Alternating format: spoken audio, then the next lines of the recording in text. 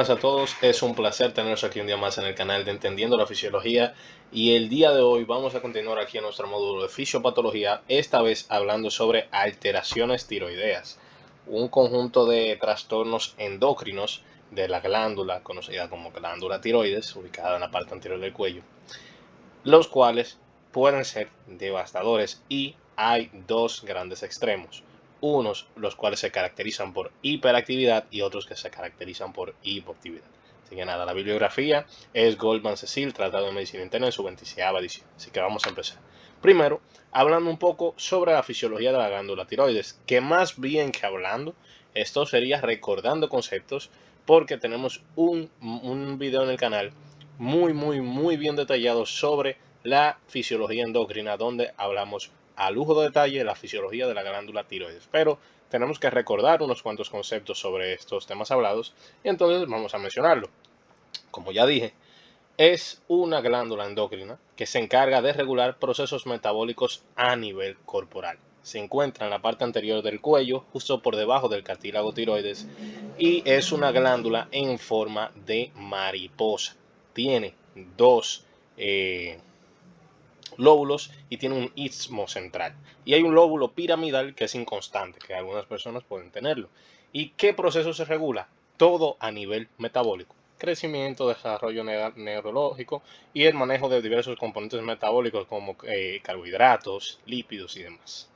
O sea, que es la encargada de llevar una velocidad metabólica específica en el cuerpo a raíz de las hormonas que secreta. Entonces, podemos tener, como ya dije en un inicio, trastornos tiroideos de dos caracteres específicos. Podemos tener trastornos tiroideos de hipoactividad, condición llamada como hipotiroidismo, y trastornos tiroideos de hiperactividad, conocidos como hipertiroidismo. Importante saber que entonces la tiroides también puede presentar algunos nódulos. Esos nódulos, que de hecho son frecuentes en la población general, tienen alto margen de convertirse en malignos, es decir, de ser cancerígenos esos nódulos. Entonces, es un tema de preocupación porque son bastante comunes en la población en general. Esto es una imagen de un nódulo tiroideo, el cual, como ya dije, es común en la población y no solamente puede ser cancerígeno, sino que aparte de todo puede generar un trastorno tiroideo de hiperactividad. Vamos a ver por qué. Importante saber también que esos pacientes de tiroides pueden ser de tres caracteres, ya dije, hipotiroideo, hipertiroideo o eutiroideo, que eutiroideo es básicamente que está normal la tiroides. Pero también podemos ver una alteración conocida como bocio. El bocio es una hipertrofia de la glándula tiroides que se da a raíz de una compensación a raíz de una hiperactividad tiroidea. ¿Cómo así? Ese bocio se da cuando la tiroides está trabajando de una forma excesiva, pero normalmente la tiroides empieza a trabajar de esa forma excesiva a raíz de una carencia. Por ejemplo, el déficit de yodo. En déficit de yodo, que es uno de los componentes esenciales para la formación de las hormonas tiroideas, si no se tiene ese precursor, el eje hipotálamo-hipófisis tiroides se mantiene activo todo el tiempo y eso equivale a que a la tiroides totalmente le están diciendo que trabaje y eso la hipertrofia se genera ese bocio compensatorio. Importante saber, eso es un dato curioso, que las hormonas tiroideas son las únicas proteínas yodadas del ser humano. Un dato curioso ahí por si no lo sabía. Entonces, vamos a mencionar en este esquema, para recordar rápidamente esos conceptos que explicamos en ese video de fisiología endocrina, sobre la síntesis y secreción de las hormonas tiroideas. En una primera instancia, esto es esencialísimo, el individuo tiene que consumir yodo. Si no se tiene un consumo de yodo diario, de algunos 150 micrómetros, creo que es, ahí me corrijo si lo puse mal, si lo dije mal. Si no se tiene, pues entonces se va a entrar en un déficit de yodo y se genera un bocio a raíz de ese déficit de yodo, como ya dije, que puede entonces ser fatal porque no vamos a tener esa producción adecuada de esas hormonas tiroides y aparte de toda esa hipertrofia de la tiroides también puede generar otros problemas adjuntos. Entonces, y de hecho, un dato curioso es que esto ese déficit de yodo antes era un problema de salud. ¿Qué pasa? Diversas organizaciones de salud, ¿verdad? Y de alimentación cuadraron que lo mejor sería añadir ese yodo a un producto alimenticio bastante básico de cada o sea, de cada cocina. Ni siquiera me atrevo a decir de cada país o de cada ciudad, porque es básico de cada cocina, porque es algo tan común que todos en su casa apuesto que deben tenerlo. Y es la sal. Si ustedes van ahora mismo y van a su cocina y tienen la sal empacada en el empaque original que viene, fíjense que es muy probable que diga sal yodada. Puede estar la posibilidad que algunos de ustedes tengan sales que no son yodadas, pero la gran mayoría de sales de mesa son sales yodadas. ¿Por qué? Porque se ideó este mecanismo para solucionar este problema, no por otra cosa. Fue a raíz de que estaba teniéndose ese déficit de yodo en la población, se generaba ese bocio y decidieron implementar esas dosis de yodo necesarias en la dieta a raíz de un elemento básico de la canasta. De la canasta básica no sería, pero un elemento básico de la cocina, por así decir, que puede ir fácilmente en cualquier plato que preparen. Ya de ahí en adelante, el uso de sal, pues bueno, cada quien a su criterio lo utiliza, pero sí se permitió que cada persona llegara al umbral necesario a raíz de esta implementación de las sales yodadas. Por eso es importante el consumo de las mismas, con prudencia, claro está. Entonces, ese yodo, que al ingresar a la sangre es un yoduro, lo que va a pasar es que ese yoduro va a entrar a las células foliculares tiroideas. Saber que la tiroides se va a componer por células foliculares, células parafoliculares y el coloide, que es lo que se encuentra en el interior de las células foliculares, o sea, luego de pasarlas. Las células foliculares, que son esa puerta de entrada del yoduro hacia el coloide para así permitir la formación de las hormonas tiroideas, son las encargadas, pues bueno, de esa función endocrina tiroidea. Pero esas células parafoliculares también tienen una función endocrina, que también las mencionamos en el canal, y son también conocidas como células C, porque son las células productoras de otra hormona llamada calcitonina, que también tenemos un video que se llama regulación del calcio y fósforo a nivel corporal, en donde se explica la función de la calcitonina y la paratormona, que tiene que ver con la regulación del calcio. Pero entonces, continuando con las hormonas tiroideas, ese yoduro va a ingresar a las células foliculares gracias al zinc portador sodio yoduro. Así mismo se llama. De hecho, lo pueden encontrar como NIS, abreviadamente.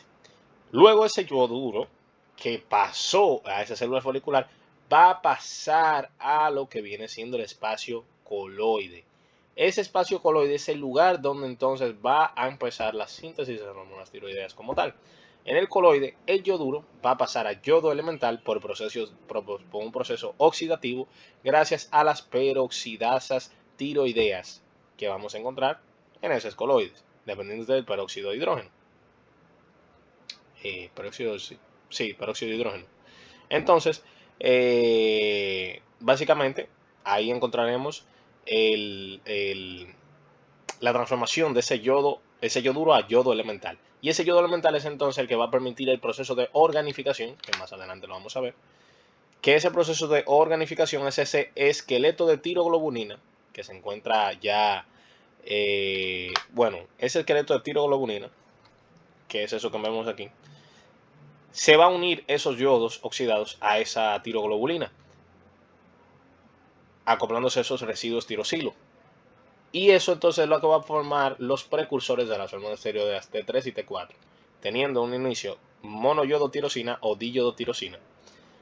Esos dos precursores van a acoplarse y forman T3 y T4, dependiendo de cuál combinación se haga, ¿verdad? Si se tiene una monoyodotirosina y una diyodotirosina, pues se tiene T3, la conocida triyodotironina. Si usted tiene una diyodotirosina y una diyodotirosina, pues forma T4, una tiroxina. Entonces, ahí se forman ellas. Luego, tienen que almacenarse para cuando sean precisadas. Entonces, T3 y T4 son digeridos lisosómicamente y se guardan así en lisosomas. Y luego, por procesos de exocitosis, las hormonas tiroideas son secretadas al torrente sanguíneo. Importante saber que la cantidad en cuanto a proporciones de secreción de esas hormonas tiroideas va a ser de 14:1. Por cada 14 T4 se secreta una T3. Es decir, que la T4 se secreta en mayor proporción. Pero, dato curioso también, T3 es la que es más activa fisiológicamente. Por ende, T4 en los tejidos periféricos puede ser transformado en T3, convirtiendo a T4 en una reserva de T3, realmente, como función fundamental, ¿verdad?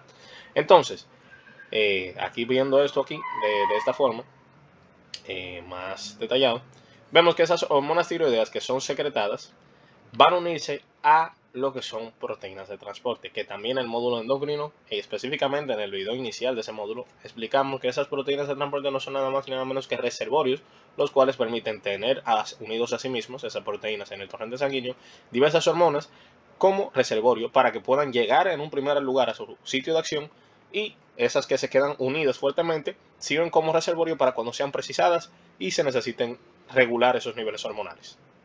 Específicamente, la globulina fijadora de tiroxina es el principal transporte para las hormonas tiroideas. Saber que entonces en circulación la proporción T4 y T3 va a ser 60:1 en concentración sanguínea. Importante saber también que estas hormonas tiroideas, a pesar de ser de carácter de aminoácidos, o sea, derivados de aminoácidos, específicamente de tirosina, T3 y T4 son las que salen de esa regla que mencionamos en el mundo endocrino, que las hormonas que derivan de proteínas actúan a nivel extracelular, es decir, a raíz de receptores extracelulares que están en la membrana. Estas salen de la regla porque estas ingresan a la célula por transportadores. El principal es el transportador del monocarboxilato 8, que este transportador, de hecho, es el que permite que estas hormonas tiroideas pasen del espacio de las células foliculares hacia el coloide. Ese transportador, el monocarboxilato 8, entonces es el que permite la entrada de las hormonas tiroideas. Y una vez dentro de las células, ellas pueden ingresar al núcleo y ahí unirse al receptor para hormonas tiroideas. Que un dato curioso es que ese receptor de monocarboxilato 8 estaría mutado en el síndrome de Allen-Harden-Dudley. ¿Esto qué generaría? Un efecto hipotiroideo, porque a pesar de que se están generando las hormonas tiroideas, estas no están generando su acción fisiológica. Un dato curioso que tienen por ahí. Entonces, continuando con la disponibilidad, saber que la disponibilidad local de T3 va a estar determinada por las desyodasas. ¿Y qué son las desyodasas? Las desyodasas son esas enzimas que venía mencionándole atrás, que transforman T4 en T3. Porque sí, T4, como ya dije, no tiene tanta función fisiológica, por lo menos no tanto como T3, y entonces T4 sirve como una reserva para transformarse en T3. Entonces, al ingresar a la célula, las desyodasas se activan, quitan un yodo de esa hormona tiroidea, T4, y la transforman en T3. Pero ojo, eso también lo pueden hacer con T3 y transformarla en T2, que es una diyodotirosina que no tiene función. Y también, un dato curioso, es que pueden transformarse, que eso no lo mencioné atrás, cuando se da el proceso de organificación, también se puede formar una T3 inversa, que tampoco tiene función. Importante saber eso. Entonces, de esas tres desyodasas, vamos a ver que tenemos una tipo 1. La tipo 1 se encuentra principalmente en el hígado y tiene características activadoras e inactivadoras. La tipo 2 se encuentra principalmente en hipófisis, sistema nervioso central y músculo esquelético, y es de características activadoras. Y luego la tipo 3, que esta está precisamente más en el sistema nervioso central y órganos sensoriales, pero durante el desarrollo, y tiene características inactivadoras. Importante saber que entonces pacientes con enfermedades tiroideas pueden presentar síntomas o signos de hipertiroidismo, hipotiroidismo o bocio. Y ahora pasando a hablar a lo fisiopatológico. También saber que la primera manifestaciones es una prueba de función tiroidea normal o un bocio palpable. Porque normalmente el paciente que tiene trastornos de la tiroides, como tal, no va a percibirlo en una primera instancia. Ya cuando está muy avanzado, sí. Pero en una primera instancia, más fácil estudios clínicos rutinarios o algo que puede verse a simple vista, que es un bocio anormal, que es palpable, y que el paciente al ver ese crecimiento quizás se asusta y visita al médico, o durante un chequeo rutinario se evidencia eso. Esos suelen ser los primeros signos de alarma de un paciente tiroideo. Entonces, ya sabiendo esto, podemos pasar a hablar de lo que es la fisiopatología tiroidea. Específicamente vamos a empezar hablando del hipotiroidismo y luego nos vamos al hipertiroidismo. Algo que quiero que ustedes tengan muy claro es que no solamente en tiroides, sino en cualquier alteración endocrina, podemos tener dicha alteración en tres caracteres. Podemos tenerlas de tipo primario, que en estas la culpable del fallo es la propia glándula; de carácter secundario, que en estas la culpable es la hipófisis; y de carácter terciario, que en esta, y disculpen el ruido ahí, en esta la culpable es el hipotálamo. Recordad eso. Afectación primaria, la glándula. Afectación secundaria, la hipófisis. Y afectación terciaria, el hipotálamo. Entonces, ahora vamos a hablar del hipotiroidismo primario. En este podemos tener múltiples fuentes etiológicas. Podemos tener, por ejemplo, la tiroiditis de Hashimoto, muy conocida, y me parece que en algún que otro video la he mencionado, que se basa en una respuesta autoinmune contra las células tiroideas. O sea, una infiltración linfocítica crónica en ese tejido tiroideo, se destruyen los folículos tiroideos, genera una fibrosis progresiva, y en estudios de laboratorio se puede evidenciar gracias a la presencia de anticuerpos TPO y anticuerpos tiroglobulina, que en una fase inicial puede haber una fase hipertiroidea. ¿Por qué? Porque tienen que pensar esto. Imagínense que la tiroides es una vejiga que está llena de agua. Y esa vejiga que está llena de agua, la pichamos. Al picharla, va a ir botando el agua. Y ni se diga si le hacemos muchos hoyos, va a empezar a vaciar esa agua con mucha rapidez. Hasta que se acaba. Porque ya se vació. Asimismo pasa entonces en esto, tienen que verlo de esa manera. Ya el tiroides de por sí tiene almacenadas esas hormonas tiroideas, y si viene algo a destruir el tiroides abruptamente, como esa respuesta inmune, lo que va a ocurrir es que esas hormonas tiroideas van a empezar a ser liberadas al torrente sanguíneo de una manera desproporcional. Ponen al paciente a un inicio va a tener síntomas de un hipertiroidismo. Esa fase hipertiroidea transitoria se conoce como hashitoxicosis, que es a raíz de esa destrucción de ese tejido tiroideo, donde se liberan entonces esas hormonas que ya estaban prealmacenadas. Entonces, ¿qué resultado tiene esto? Se va a obtener una tiroides atrófica, sin coloide, con una metaplasia oxífila. Importantísimo saber que esto se puede dar también a raíz de otras alteraciones autoinmunes, por ende puede coexistir con otras enfermedades de este mismo carácter, como la enfermedad de Addison o la diabetes mellitus tipo 1. Luego pasamos a un hipotiroidismo postterapéutico, y como su nombre lo indica, es un hipotiroidismo que se da a raíz de haber pasado por algún tipo de tratamiento relacionado con la tiroides. Por ejemplo, tenemos la cirugía de tiroidea. Aquí, sencillo, se puede haber alguna afectación mecánica por la tiroides, haber retirado quizás bastante tejido tiroideo, la tiroides queda atrófica y demás, y pues entonces pierde la función. También el yodo reactivo, que el yodo reactivo es un método terapéutico utilizado para adentrarse a células tiroideas hiperactivas para hacer daño oxidativo, daño radioactivo por radiación beta. ¿Qué pasa? Ese yodo radioactivo, al ser afín a esas zonas hiperactivas de la tiroides, puede generar más daño del que se quiere, y por ende entonces puede generar, a raíz de ese daño inducido, una pérdida de la función de la glándula tiroidea, haciendo que entonces se entre luego de un hipertiroidismo. A raíz de ese tratamiento se entra un hipotiroidismo. Entonces entramos ahí con eso. También eso se da, bueno, lo mismo que decía, pérdida de tejido funcional, un inicio abrupto o progresivo según el tratamiento, y luego un hipotiroidismo permanente. Ahora tenemos el hipotiroidismo por deficiencia de yodo. Este es corregible, muy corregible y sencillo, porque este es sencillo. Si no hay yodo, no se sintetizan hormonas tiroideas. Como no se sintetizan hormonas tiroideas, la hormona estimulante del tiroides, que es la que secreta la hipófisis, todo el tiempo va a estimular a la tiroides para que pueda secretar. Pero la tiroides, como no puede secretar, entonces se hipertrofia. Y entonces se tiene sombocio endémico. Y si no se corrige, pues entonces se puede tener un hipotiroidismo clínico.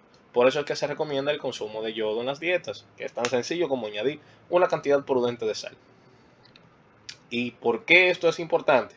y más en niños, por ejemplo, porque deficiencias a temprana edad de la función tiroidea genera lo que viene siendo el cretinismo, que es un hipotiroidismo congénito grave, que genera un retraso mental irreversible en los niños. Luego, nos vamos con las alteraciones genéticas enzimáticas. Ahí pueden ir desde defectos en las peroxidasas tiroideas, desde en el transportador de yoduro de sodio, la pendrina, la tiroglobulina, fallas en la síntesis hormonal o probloqueo enzimático, o un hipotiroidismo congénito convosio, como el que dije del cretinismo. Y como ya dije, cada una de estas razones, si no se trata precozmente, puede generar un daño neurológico permanente. Así que nada, ahora vamos a pasar a las razones secundarias de hipotiroidismo. Y dentro de esas razones secundarias podemos tener tumores hipofisiarios, los cuales comprometen la función de la hipófisis, ponen de la función de la tiroides, no porque la tiroides esté mala, sino porque nadie le está diciendo a la tiroides, mira, trabaja. Entonces, esa compresión o destrucción de las células productoras de la hormona estimulante del tiroides, de la TSH, hace que no se estimule la tiroides, y la tiroides incluso queda atrófica, y por ende se entra un hipotiroidismo, porque nadie le está diciendo a la tiroides, mira, trabaja, pero la tiroides estaba bien. Entonces, esto puede coexistir con otras insuficiencias hormonales, porque estamos hablando de la hipófisis. Entonces, la hipófisis será encargada de mandar a la estimulación de las diversas glándulas endocrinas. El hipotálamo es el que manda a la hipófisis, pero la hipófisis es la que manda a todas las otras glándulas. Entonces, no solamente puede tener esa afectación tiroidea, sino que pueda tener afectación en múltiples glándulas, a las cuales obviamente la hipófisis controla. En esta se va a tener la TSH baja o normal, pero de una forma ineficaz. Y la T4 libre va a estar disminuida con síntomas de hipotiroidismo como un TSH no elevada. También dentro de las razones, las causas del hipotiroidismo secundario puede estar la radioterapia o será cirugía hipofisiaria, en donde hay un daño directo a la hipófisis y por ende se puede perder esa capacidad de secreción de la hormona estimulante del tiroides y por ende disminución de la producción de hormonas tiroideas o liberación más bien. Luego se tiene también por el uso de fármacos inhibidores de la TSH, esto es algo más bien inducido, al igual que la radioterapia o cirugía hipofisiaria. Fármacos como la dopamina, glucocorticoides, octreótido y bexaroteno pueden inhibir esa hormona estimulante de tiroides y inhibir asimismo entonces la secreción de hormonas tiroideas. Pero esto es reversible si se suspende el fármaco. Y por último vamos a hablar del hipotiroidismo terciario. Aquí es más fácil de deducir, no hay tantas razones. Aquí se puede tener lesiones hipotalámicas propiamente dichas, tumores, traumas o infecciones, en donde se va a tener una disminución entonces de la hormona liberadora de tirotropina, a raíz de eso una disminución de la hormona estimulante de tiroides y a raíz de eso una disminución en la cantidad de hormonas tiroideas. O sea que todos están bajos. Es similar al secundario, pero TSH va a estar aún más bajo, añadiéndole que TRH también va a estar baja. En el hipotiroidismo central es difícil de distinguir del secundario, pero si se llega a verificar, la TRH va a estar disminuida. Y ahí se puede entonces evidenciar. En cuanto al hipotiroidismo periférico, este es una causa extra que quise añadir, no es tanto terciaria, eso es una causa extra, que se debe a mutaciones en los receptores propiamente dichos para las hormonas tiroideas. Entonces T3, al tener ese receptor anómalo al que no se puede unir, no va a ejercer su función y se van a tener esos síntomas hipotiroideos a raíz de esto. Pero las hormonas tiroideas van a estar normales y todo. El punto está que no va a haber quien las estimule, o a quién estimular más bien. Ahora vamos a hablar del hipertiroidismo. El hipertiroidismo también de carácter primario, secundario y terciario. Vamos con el primario. En el primario vamos a hablar de la enfermedad de Graves, o también conocido como un bocio tóxico difuso. En este hay generación también de autoanticuerpos que estimulan entonces los receptores de la hormona estimulante del tiroides. Eso genera entonces esa función análoga a que venga la hormona estimulante del tiroides y estimule la tiroides. Por ende, se va a fomentar que la tiroides constantemente esté secretando y secretando y secretando T3 y T4. Y eso entonces genera ese hipertiroidismo. Puede tener un inicio insidioso con diversos síntomas sistémicos como taquicardia, pérdida de peso, ansiedad y demás. También puede haber signos específicos como exoftalmos y dermopatía pretibial. Eso es bastante. Los exoftalmos es lo más reconocible, que es esa salida del glóbulo ocular, que se ve bastante evidente. Saber que esto puede remitir con tratamiento, pero tiene alta tasa de recurrencia. Saber que puede estar asociado a otras enfermedades de carácter autoinmune, igual que la razón hipotiroidea que mencionamos anteriormente, diabetes mellitus tipo 1, vitiligo o anemia perniciosa. Y saber que en este entonces, como estamos hablando de un bocio cotóxico difuso, es decir, que la activación tiroidea es, la hiperactividad tiroidea es prácticamente toda la glándula, la captación del yodo radiactivo, el cual es afín a esos puntos, también conocidos como puntos calientes, esos puntos hiperactivos tiroideos, pues entonces va a estar difuso porque va a estar en toda la tiroides. Luego tenemos el bocio multinodular tóxico. Este bocio, entonces, como su nombre lo indica, fíjense que hablamos de un bocio multinodular. Aquí nos enfocamos de los nódulos, que vamos a ver un tiroides con múltiples nódulos, los cuales tienen hiperactividad. Y esos nódulos tienen capacidad de producción de hormonas tiroideas y van entonces a generar ese estado hipertiroideo, porque van a estar secretando todo el tiempo T3 y T4. Y eso entonces va a generar esos síntomas que ya fueron mencionados, taquicardia y demás y todo eso. E incluso, otra cosa importante, esto podría incluso generar lo que es conocido como osteoporosis, que también tenemos un video hablando de dicha patología en el canal. Esto debido a que ese estado hipermetabólico de forma crónica pues activa múltiples vías metabólicas en el cuerpo, y una de ellas es la activación osteoclástica. Y esa activación osteoclástica aumenta la resorción ósea, y si se da por periodos crónicos hace que el paciente pueda padecer de osteoporosis, generando entonces esas fracturas indeseadas por microtraumas. Entonces, ¿cómo vamos a ver esto? La captación del yodo radiactivo va a ser heterogénea, pero vamos a ver múltiples focos calientes. Y esos focos calientes son específicamente esos nódulos hiperactivos tiroideos. Y a raíz de también que existe este hipertiroidismo multinodular, también tenemos uno que es un nódulo autónomo único, que es un nódulo único en la tiroides, pero que tiene una actividad hipertiroidea muy prominente, tanto que genera entonces esos síntomas hipertiroideos, y eso se da por una mutación activadora del receptor de la TSH o de la vía del AMP cíclico en ese nódulo tiroideo, que va a ser hiperfuncionante. Esto entonces genera esos síntomas que ya mencioné, de esas consecuencias que ya mencioné. Entonces, ¿dónde va a estar la diferencia? Que a la hora de aplicar yodo radiactivo, el yodo radiactivo va a ser afín solamente a ese nódulo, por lo tanto vamos a tener un único punto caliente o nódulo caliente. Luego tenemos la tiroiditis subaguda, también conocida como tiroiditis de Kerbein. Si se fijan, hablamos de tiroiditis, es decir, un proceso inflamatorio. Si se recuerdan lo que mencioné en la parte del hipotiroidismo, esta tiroiditis va a ser una inflamación granulomatosa postviral a raíz de una infección viral, ¿verdad? Y se va a tener una destrucción del folículo tiroideo, esa analogía que le venía mencionando del globo. Por ende, ¿qué creen que va a pasar? Vamos a tener una fase hipertiroidea, porque se van a liberarse múltiples hormonas tiroideas de 3 y T4 que ya están preformadas. Pero eso no quiere decir que se aumentó la síntesis, sino que se liberaron las que ya estaban formadas, pero cuando ya se acabaron esas que no estaban formadas, pues ya, ahí pasamos de ese hipertiroidismo a un hipotiroidismo. Y ese hipotiroidismo entonces va a ser a raíz de eso. Dependiendo cuál sea el curso del paciente, pues ese hipotiroidismo puede ser curado, o puede incluso llegar a generar un daño en el cual la tiroides quede ya infuncional.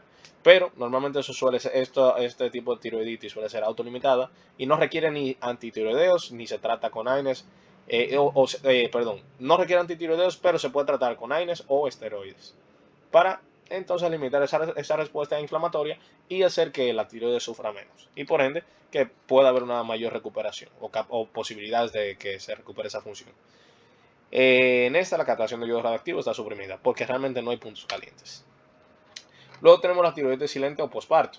Esta puede ocurrir a raíz de que hay un mecanismo autoinmune leve ligado a ese parto que tenga la paciente. Entonces se puede tener una destrucción folicular, la cual no va a generar dolor, pero se van a liberar esas hormonas tiroideas poquito a poquito a raíz de esa pequeña respuesta inmune que se le generó a la paciente. Se tiene ese hipertiroidismo bien leve, luego se va a tener una fase hipotiroidea, como tendría que ser debido a ese pequeño daño, pero la recuperación es espontánea. Y Un dato curioso es que si la paciente de por sí lleva ya alguna historia de enfermedades autoinmunes, esa tiroiditis silente podría transformarse entonces en una tiroiditis ya más agresiva y sí generar entonces un daño bastante fuerte que genere luego un hipotiroidismo permanente.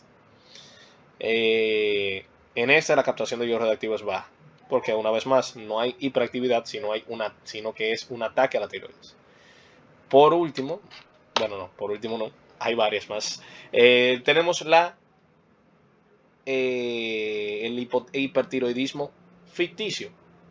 Este se da por una ingesta exógena de hormonas tiroideas, porque sí, verán en el video de farmacología, que si ya no lo subí, pues lo verán cuando lo suba, pero que tenemos la capacidad, porque existen terapias de reemplazo hormonal para los hipotiroideos en donde se administran de forma exógena las hormonas tiroideas, pero si estos pacientes abusan de esa dosis, se tiene ese hipertiroidismo ficticio porque fue inducido por la administración continua de altas dosis de esos fármacos.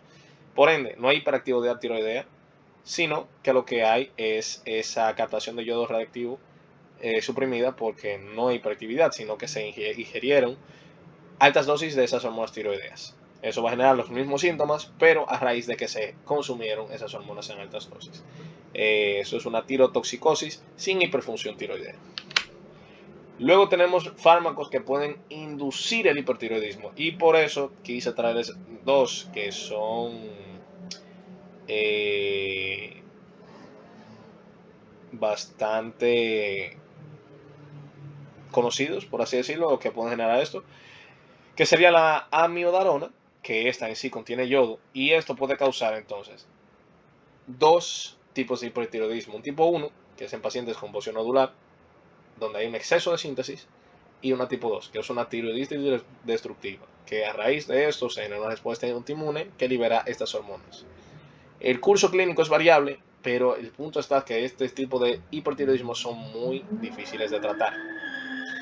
Luego tenemos los fármacos, otro fármaco inductor del hipertiroidismo, que ahí tenemos la inmunoterapia con anti-PD1 y anti-CTLA4. Esto, al igual que las otras tiroiditis, va a generar una respuesta autoinmune contra lo que son las células tiroideas. Hipertiroidismo inicial, hipotiroidismo final. Ahora nos vamos con la fisiopatología del hipertiroidismo secundario o terciario. En este lo junté los dos, porque realmente ya sabemos lo que probablemente va a ser, ¿verdad? Un adenoma hipofisiario productor de TSH, el cual estimula constantemente la tiroides. Ya ni hace falta que lo explique más de ahí. O sea, una estimulación constante de la tiroides a raíz de ese tumor productor de TSH. O tumores hipotalámicos o disfunción neuroendocrina, que son muy raros en humanos y realmente se han descrito en modelos experimentales. Entonces, nada, eso fue todo por la clase de hoy. Espero que hayan aprendido mucho y en la próxima nos vemos con dislipidemias, unas alteraciones a los lípidos que son bastante interesantes. Nos vemos en la próxima y espero que hayan aprendido mucho.